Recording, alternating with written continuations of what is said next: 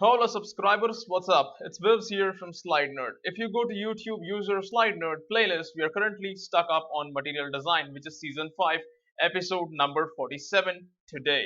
If you haven't watched the last 46 episodes, you won't understand why Greg murdered Becca.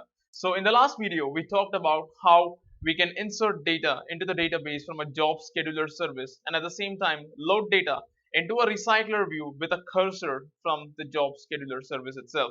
Now in this video, we will fix the bugs which we had at the end of the previous video.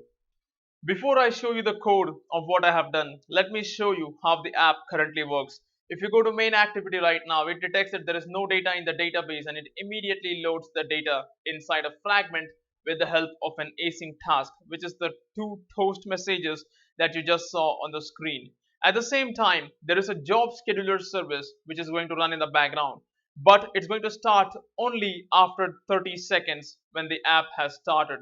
The idea behind this is pretty simple. When you're using a periodic update, the job scheduler API will throw an illegal argument exception if you try to set a minimum latency. There you go.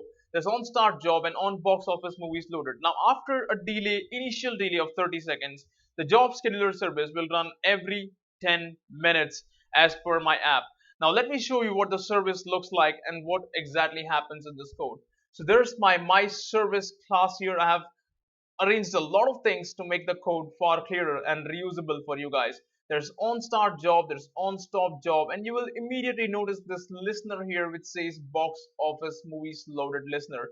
Now there was a subscriber, Ronaldo Crossbound, with whom I had a discussion.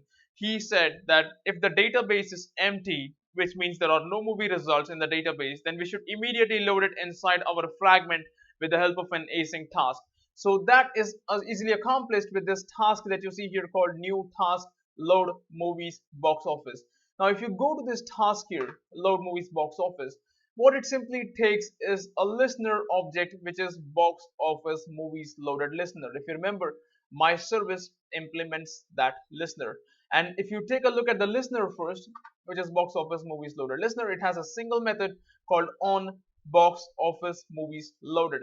So going back to the my task over here, we simply take the component and then we perform the request inside the doin background. Now again, you will notice that in the doin background, I have something saying movie utils dot load box office movies. So if you take a look at that class, which is movie utils, it's right here in the extras package.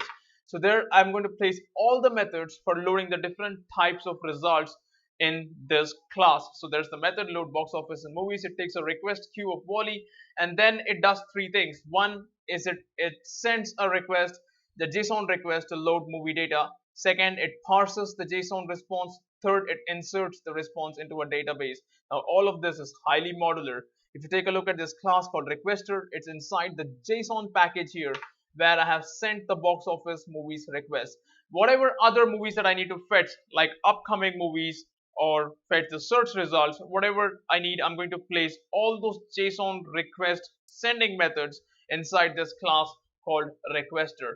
At the same time, there's our class parser, which is going to do only one thing, which is going to parse all the JSON responses coming from the different movie streams that we have. I may probably change the name of this method depending on what other methods I add inside this class.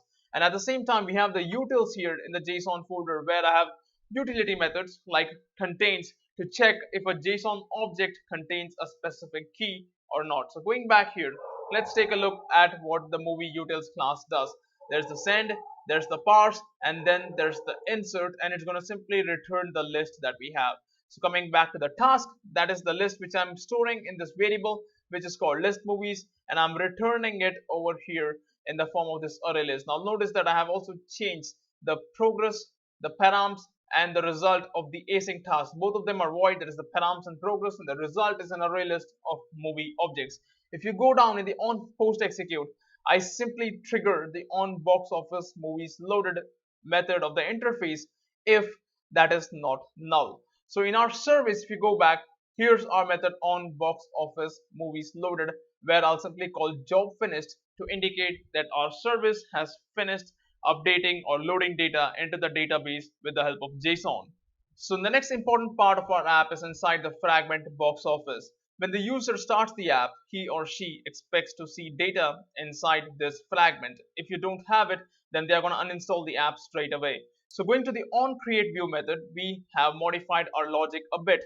If the saved instance state is not null, it means this fragment is starting for the subsequent time where we can get the result simply from a parse label and load the data. Otherwise, if it is the first time, then what we do is try to read from the database and get all the results. However, if the database is empty, then we start a task from our fragment. Notice that I have called the same task object from both the service and the fragment, which is why I don't have any direct references. Rather, I've done the same thing. The fragment here also implements the box office movies loaded listener, and it has the same method which is on box office movies loaded, where it gets an array list of movie objects. Here it simply sets that with the adapted box office by saying adapted box office dot set movies. And if you go to the top here, that is inside our onCreateView where I was just showing you things, if the list movies is empty, I simply start the task and I execute it, and the result is going to be retrieved inside the onBoxOffice method. The final thing which I had to take care of was the main activity. If you remember from our previous videos, we had a method called constructJob here, where I simply had the job info.builder, schedule and build everything with the help of the job scheduler instance that you see here. But the problem was, if you don't delay this, then the job scheduler and the fragment both try to load data at the same time. In other words, when your fragment starts, the fragment executes the task for loading data. At the same time, the job scheduler also starts and executes a task for loading data. I don't want that. What I want is the fragment to first load data if there is no data in the database. And only after say 30 seconds, I want the job scheduler to start running. Now there is a method called set minimum latency if you go to the job info.builder documentation in Android. Let's take a look at the documentation for this class. So here if you type set minimum latency, this method says that specify the job should be delayed by the provided amount of time. Because it doesn't make sense to set this property on a periodic job, it's going to throw an illegal argument exception. And hence we cannot use this method, otherwise I would have done it. But in our case, since we have a periodic job, I'll simply use the handler. I'll call post delayed over here. Inside the post delayed, I'll supply a runnable, and inside the run method, I'll call the construct job. So there it is, the construct job method along with the schedule method. So this is going to be called only after 30 seconds, which I've specified here as 30,000 milliseconds in my code. So this way, the fragment is able to load data initially when there is no one out there, but after some time, the 30 seconds, the job scheduler service automatically kickstarts and then it runs every 10 minutes. So this is the way I have managed to fix bugs in my code. What about you? How would you do this? Would you make two async tasks, one for the job service and one for the fragment? Or would you make the same task? Let me know how you would follow this in the comments below. With our latest setup here, the app always has something or the other to display. Even if you go back all the way to settings and clear the data for our app, let's first stop it to make sure that the service doesn't run and then clear the data. And now if we go back to our activity, you will notice that the data is being executed from the fragment and we got our results over here. So this is the way I have followed to set whole things up. The code for this is obviously available on GitHub/SlideNerd. You can go there to repositories where there's a material design test app, and this is the repository which contains everything, and I'll be adding everything over here. In the meantime, I would like to know from you, how would you do this? Let me know in the comments below. If you like what you saw, please like this video, share this video, subscribe to SlideNerd, and let me know your thoughts. Thanks for watching. I'll catch you guys in the next video. Have a nice day.